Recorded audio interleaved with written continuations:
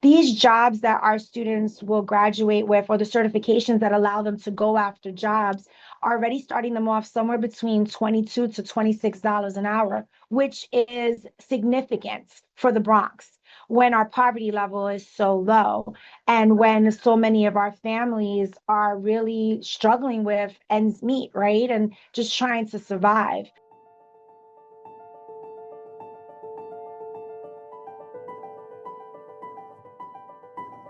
I'm Michael Zinski, Director of Strategy and Communications at the SUNY Charter Schools Institute, and welcome to the More Great Seats for Kids podcast.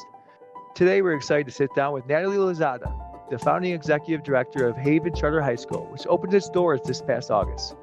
Haven is a STEM-based CTE high school in the Bronx that prepares students for both college and meaningful careers, and is built on a foundation of community partnership with Eastside House Settlement. We'll talk with Natalie about the inspiration behind Haven, how the Institute's pre-opening process helped the school set up for success, and what the first months have been like leading a brand new school in the community. Natalie, welcome to the More Great Seats for Kids podcast. Thank you. Thank you for having me. This is a really exciting topic. Obviously, Haven's a brand new charter school to the SUNY portfolio. I'm really excited to hear how the launch went, or how it's going, and really kind of hear about your experiences, both on the ground and what you look forward to in the future. So again, really excited to have you. Awesome. So looking forward to telling you all the fun stuff that's happening over here. So let's start from the beginning. Well, what inspired the creation of Haven Charter School?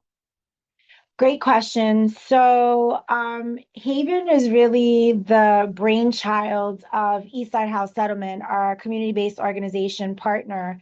And really, it stems from work for many, many years in the Bronx and parts of Manhattan, working with youth in particular who just did not have a lot of options or opportunities or choice.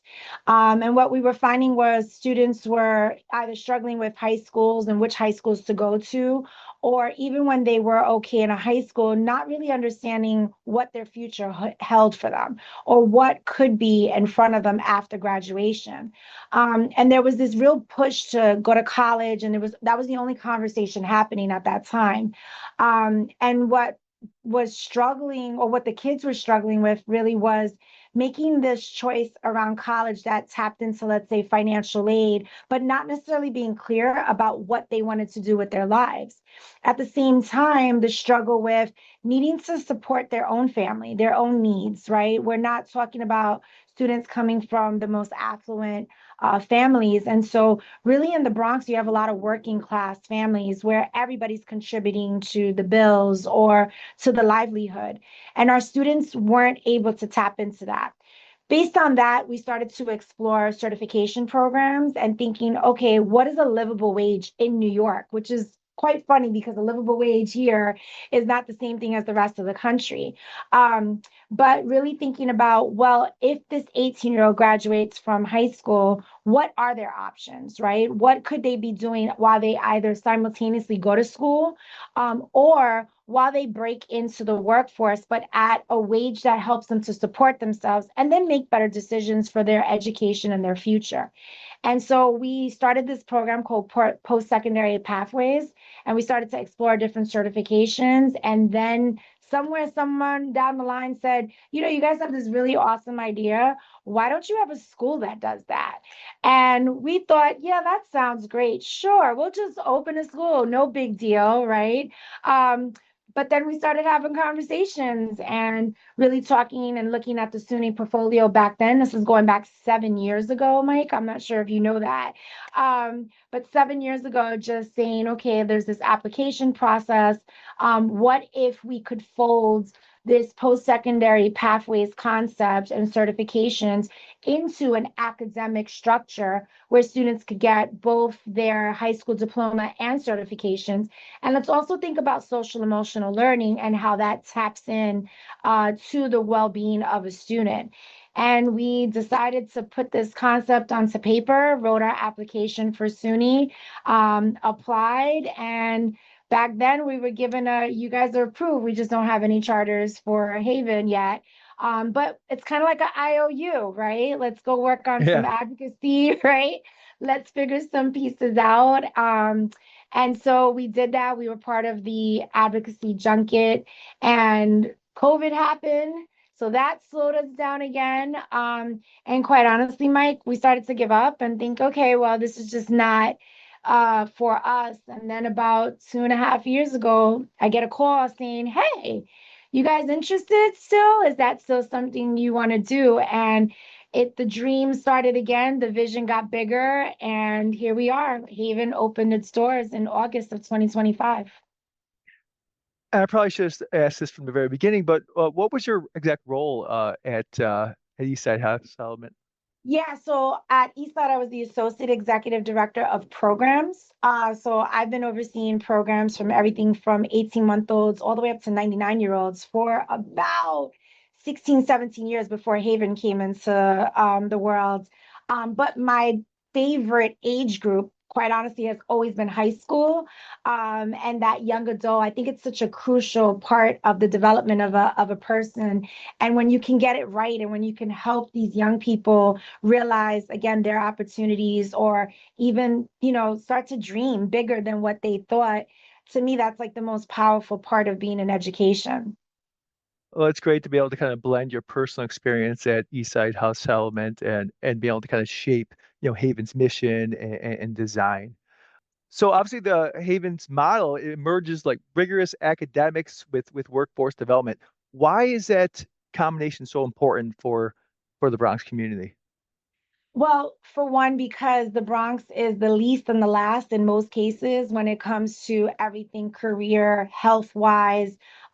We have some of the worst statistics, right, for the people of the Bronx. And I think wanting to change that conversation, right, because we also have some of the most talented, most ethnically diverse group of people as well. And just wanting to provide that level of equity, right? I think it's about having the choice. And that has been taken away from so many of our residents for so long. Um, Workforce development merged with the rigor of an academic structure really starts to chip away at what those statistics have said about our young people and changes exactly that conversation where now I'm thinking about what a long-term career could be for me, right? And for my family, for the needs of my particular situation. Um, it's also understanding that, listen, the diploma is still important, right? So graduating from high school is still one of the most important pieces of documentation that you need to actually move forward and be successful. But at the same time, knowing what you want to do with the rest of your life, or at least having some options, is a game changer for our young people. These jobs that our students will graduate with, or the certifications that allow them to go after jobs, are already starting them off somewhere between $22 to $26 an hour, which is significant for the Bronx when our poverty level is so low and when so many of our families are really struggling with ends meet, right? And just trying to survive. So this again is not only impacting the young person, but we're really talking about a family, which is part of a community, right? Which is then part of the borough. So you're really talking about long-term impacts for our young people. Well, I mean, obviously that's a key part of your mission to create, opportunities for all students. So I appreciate you providing some insight on how you're going about doing just that. Obviously, one of the important pieces of the RFP is providing evidence of community demand and need. So how did you go about involving the community or families in that founding vision for Haven? Love that question because so much of the negative feedback for schools can be not involving the community. And we came at it from a completely opposite vantage point because of our community roots and because, again, we're stemming and my previous experience was in the community-based organization. For me, hearing from our young people, our families, and our community was of the utmost importance. So we just tapped into middle schools, elementary schools, because that's our future students, families, local businesses, our churches, the mosques, any other religious organizations in the community, and really started with saying, what do you need? What are the needs of your people? What are the needs of your community, right? And then what are these areas of interest for career pathways. And that was from us tabling. I actually went to services and spoke at them. We went to different marketplaces. We spoke with our local businesses. We attended every fair you could possibly think of, even though we didn't have a school yet. We just wanted to see what was out there and what was the interest. And even tapping into our workforce development partners, them being able to feed back, almost like backwards planning. So, who's entering the workforce and what are the struggles in the actual workplace to find, top employees? And that even having those conversations was a game changer, because they were able to give us insight into why there are these gaps, specifically for us in the medical fields, right? And why they're having a hard time with some of the most basic but of the utmost important jobs. So EKG and phlebotomy, CNAs, they are the backbone of a hospital or a medical facility, and yet they're having the hardest time identifying employees, right, or quality candidates going for the jobs. So even involving them and seeing them as part of our community in the Bronx, everywhere you step, there's an urgent care, a medical office, right? We have some of the biggest hospitals in the city, and they're part of our community as well. So bringing them to the table, having conversations with them, and merging them together, I think was really key for us to identify kind of this niche area, right? That hadn't been quite tapped into the way we were doing that. And then parents and kids, right? You got to listen to your parents. You got to listen to your children. What is of interest to them? What are the fields that they're looking forward to, but also, what do they not know? So many people think of a hospital or a medical facility and they think doctor, right? Or nurse, as if those are the only jobs or career pathways. But a hospital is a city, and so many people make up that city. And some of them are some of the most crucial jobs, right? And yet our kids weren't getting exposure to that, and neither were our families. So that helped to change those conversations and really to help us narrow down on our vision for our school. Let's talk about now, the first few months. We're here. Your doors have opened. What's it been like to finally welcome the first class of students? Um, Definitely at the risk of sounding like a cliche, a dream come true. Taking it from a stack of 200 plus papers and all these compliance components that are super important. But then watching the kids walk in their uniform, and for us, our uniforms are scrubs. I can't articulate just the joy and happiness and just proud moments that not only myself and my team has had watching this happen, but also it's a school, right? And so that's great. The paperwork was great and the vision was awesome. But now we've got, 100 young people in our presence, right? With personalities and thoughts about what education should be or what their past experiences were, and how that molds or shapes what they think and how they show up in their first year of high school. So it's been fun. I'll say that. I think learning lessons for the kids, learning lessons for us, but I'm actually genuinely proud of how we've gotten to. It's December. My students are very vested in the culture, in the community, in their academics. They just got progress reports 2 weeks ago, and they were like, and it was great because it was the good kind of like, yeah, this is actually something, right? Like you're being graded and you're being held accountable, but also we're supporting you and your process, and we're in this together. So just really cool moments and trying to also take those pauses to like celebrate the wins, because I don't think we do that enough, and not just as the kids, but I think as a staff, being able to be fully staffed, having, some of the best teachers that we could possibly have found here, and our advisors and our whole advisory component coming together and really building what we believe is the Haven model. It's been quite an experience, and I'm really happy with where we are right now at this point of the year. Any specific big early wins that have made you real kind of proud of your team? A couple of them, right? So, and about one that's about to happen, which I'm super excited about, because we've been gearing up for it. I think when I heard the students referring to the mission and values of the school in their day-to-day conversations and holding each other accountable in the classroom around how they were interacting with, let's say, a teacher or their classmates. And when I heard them use words like integrity or mission or just empathy, those are some cool moments for me because that social emotional is just as important, right, as the school. Um, we had a family night about 2 weeks ago, and the students led the family night. So they were meeting with the teachers and their parents and demonstrating their work and expressing things that they were excited about that's coming in the next few weeks, and really taking ownership over their building, over their school. Those are the moments that I'm like, okay, we're getting something right here. So we're not so bad. And then in January, at the end of our first semester, there's a week of evaluations and closing out our semester.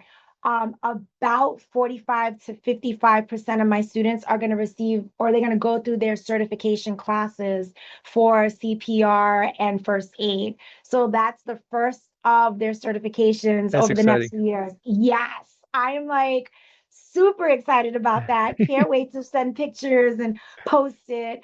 But I'm loving that I'm about to have a bunch of 14 and 15-year-olds who could essentially save a life in an emergency.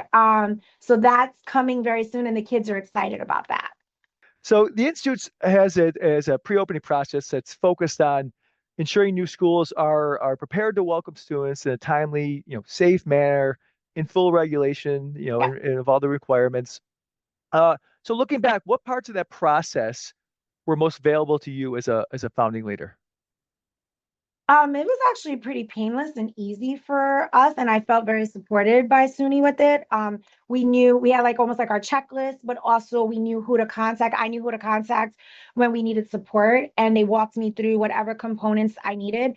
Um, Also, I think it's fair to say that the checklist makes sense. Like your building should be safe, right? And there's like certain criteria in terms of like how how your record keeping is going and all those things were very on target and helped. And all of it felt like it's the right stuff to be doing. And in fact, I think was helpful in us coming up with our internal practices, right? I'm thinking like, oh, okay, not that we wouldn't have done something to safeguard records per se, but it made sense why you should do it that way. Um, and I think even the visit was super helpful too, doing a walkthrough, having someone else kind of walk us through those pieces from a different lens. Because when you're in it, it starts to blur a little bit, right? So having almost like that outside kind of vantage point, but someone who, or people who actually know what we need to be doing, I actually found that to be crucial for our opening. And probably we avoided some pitfalls along the way, right? Had if we had not had that, I'm not sure, how smooth our opening would have been, but super helpful.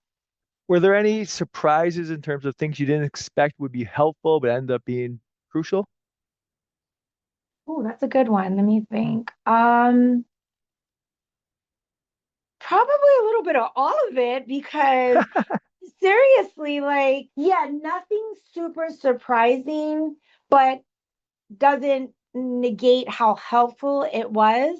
And I honestly really want to stress me being able to send an email and getting a response within like minutes in some cases, it was a big one for us because when you're starting up, everything is emergency status, right? Like you are on this countdown before you even realize you are. And everything that can go wrong does. It's just the nature of the beast, right? And so the fact that I could reach out, that I knew who to speak to, and that even when my counterparts and my partners at SUNY didn't have the answer, they were able to connect me really quickly with whoever the outside other person was.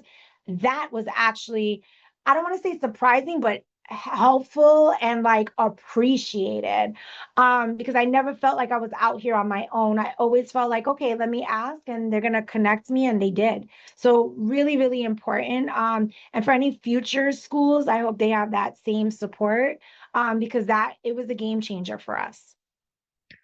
So, SUNY piloted a process where pre-opening schools had the opportunity to join a school leader, excuse me, one of our evaluators on a visit. It's part of our co-visitation process, and you were able to take part in that. Can you tell us a little bit about the experience and what you learned from there? So I sent my team to that particular one, and it was exactly what you said. It did exactly what it was supposed to do. It gave exposure.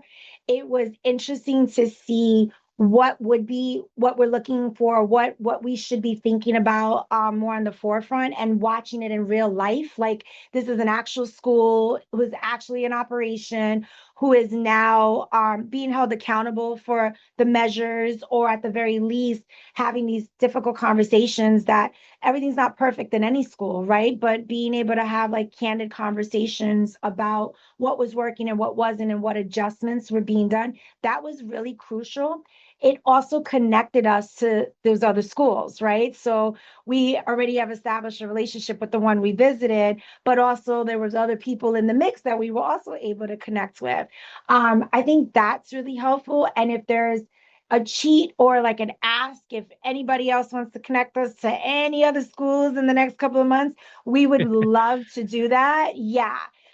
Just because it's, you don't really know, like, we know we're being held accountable. We are operating from a place of everything has to be up to par. But I think, again, it goes back to that vantage point, or like, what perspective do we need, or what are we missing, right? I'm always asking, like, what are the questions we're not asking, that we should be, to really focus in our crafts and provide the quality service that we said we would. And those kind of visits are just really crucial, to make those connections, and to also know that we're not an island on our own. There's somebody else not too far away from me who is also asking these same questions, right? Or dealing with some of the same challenges, and hopefully have some best practices that they're sharing, or vice versa. Like, we can tell them some of the things that we're doing to kind of address whatever that challenge may be. So that was super helpful. So we only have a few minutes left. I Okay. want to give you a final chance. What advice would you give to other founding leaders about navigating the entire pre-opening process and getting from, the very beginning, you got your charter granted to opening your doors. What advice do you have? Number one, every moment is crucial.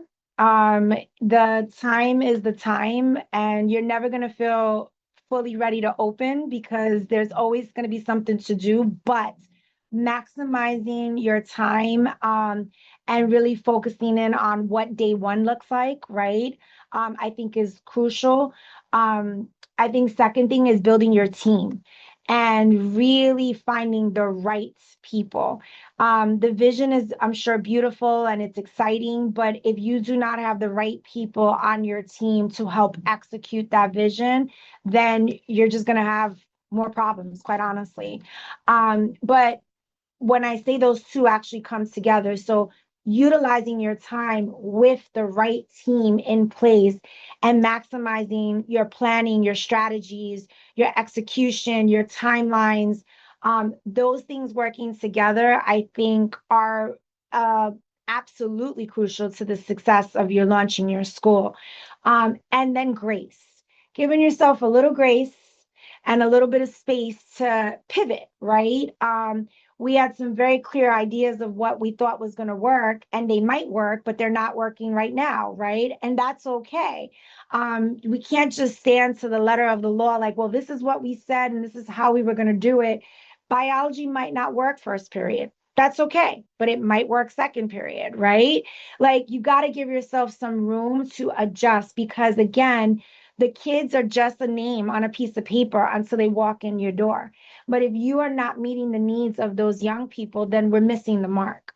So planning, strategizing, having the right team, those are going to be key pieces. But that team and your planning, being able to pivot or adjust accordingly is really about long-term, success.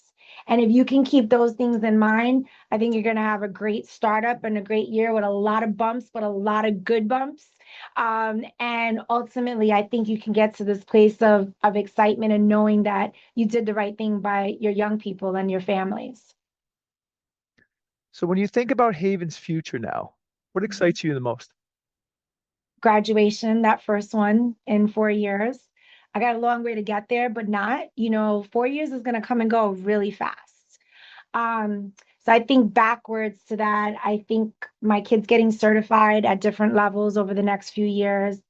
I'm excited about the next incoming class, and starting to cultivate, a real traditional high school feeling, right? Right now, I'm in ninth grade, so it's all great. We have nothing but space and everybody's spread out. But I'm excited about my second class coming in next year and really growing out the foundation that we built this year.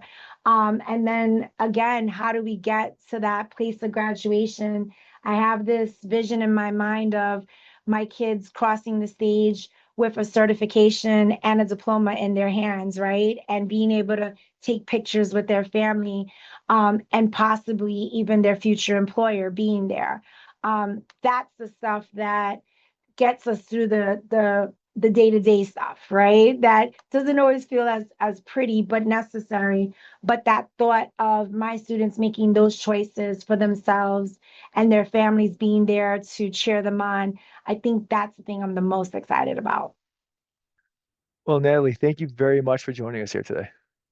Thank you for having me. It's been an honor to talk and kind of tell about my experience.